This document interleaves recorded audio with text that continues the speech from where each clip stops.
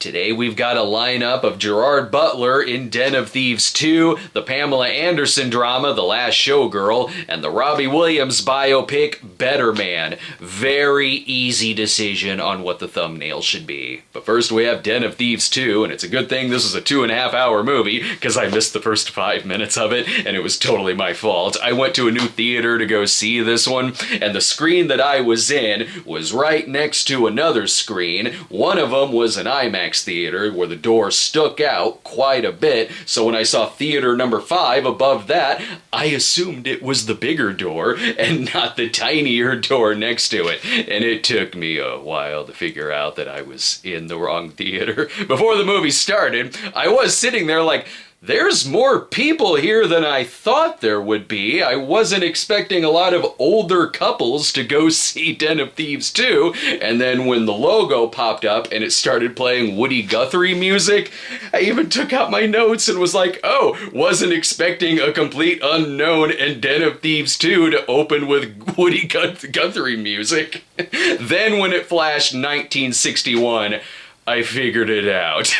Or it's just a Den of Thieves flashback that goes back to the 60s for some reason. Don't worry, I still had some time later to get a new popcorn bucket. Despite missing 5 minutes of it, I didn't start out confused. Even though I don't remember much about the first one, I do remember liking it, and I remember the ending. It's kind of weird that 7 years later we're getting a sequel, maybe like a second movie starring Gerard Butler's Nick character working on a different case I could see, but a direct continuation? Sure, I guess. Here Butler has tracked fugitive thief O'Shea Jackson and his hilarious fake accents to France, where this time Butler is so down on his luck that he wants to join the team to help them pull off a diamond heist, and one thing leads to another and they're in debt to the mob. So yeah, while I may have thought this isn't really necessary, I actually still liked it. It doesn't need to be 2.5 hours long, which the first one was too. But here there were a lot of moments of, okay, well that could have been cut, or that could have been trimmed at least.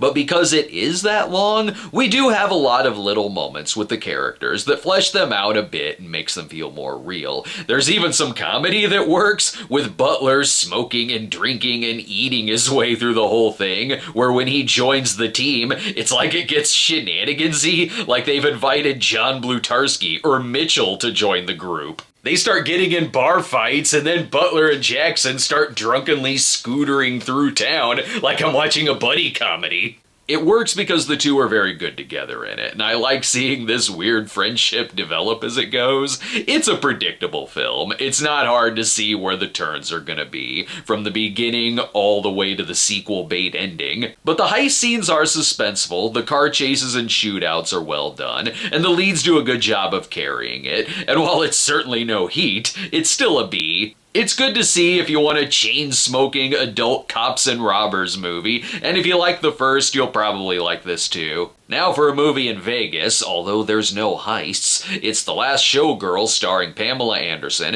in a dramatic role as Shelley, a longtime Vegas showgirl who finds out that her show is being shut down after decades, and along with wondering what the hell her career is gonna be next, it's also about her mourning this period in Vegas between the old school forms of entertainment going away and making way for newer, raunchier types of shows that she scoffs at and writes off completely. This honestly reminded me of something like Aronofsky's The Whale, in that it's all built around this comeback lead performance, which is gonna be what most people are talking about. It's certainly all over the ad campaign, but the script itself really isn't that great. Also, like with The Whale, there's an estranged daughter plot. Another thing to compare it to, given that it has to do with sex and ageism and entertainment, is that it's like The Substance without the body horror, only the substance was way more original, whereas this plays like an extremely generic indie drama. The handheld camera work and out-of-focus shots go a little overboard,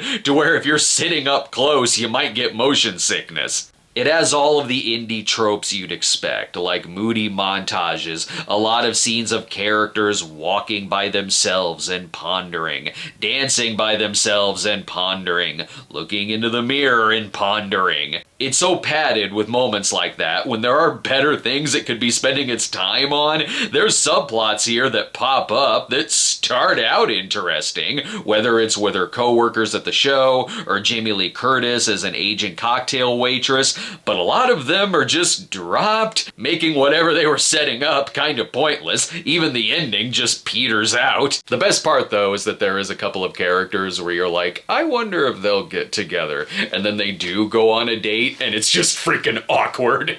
But I do give it bonus points for the acting. Jamie Lee Curtis has a lot of great moments, and there's parts where Pamela Anderson is excellent, and then other parts where the dialogue isn't that great to work with.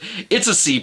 It's not a bad film, but it was a disappointment. Now for something that could have been generic, but isn't, we have another music biopic, this time on Robbie Williams, where he stars as himself, but in the way he sees himself. So through the whole movie, he's a chimp. It's like Rise of the Planet of the Apes if Caesar worked to achieve his dream of song and dance. I went into this fairly cold, not cold in that I didn't know what the movie was, I had gotten the trailers before, but cold in that I don't know that much about Robbie Williams. But that didn't stop me from really enjoying this. Given the kind of movie that it is, it has a lot of familiar things in it. Like the more famous he gets, the more empty bottles of booze you see on the floor. It's a bit like the Elton John bio Rocket Man, where it's the execution that makes it really fresh. The musical numbers here are wildly creative and funny, and it's the method of storytelling through the musical moments and creative visuals that make it a very entertaining spectacle. And it also goes hard in being a story of drug addiction,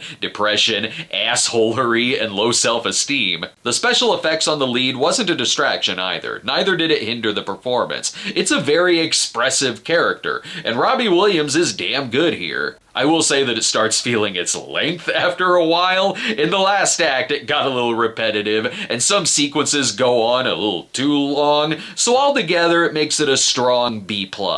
It'd be very interesting as a double feature with A Complete Unknown. A Complete Unknown did lack scenes of a chimp man shooting up heroin. Thanks for watching, and be sure to subscribe to our new 2025 movie reviews playlist, where you can get all of my current movie reviews of the year, and we'll see you next week.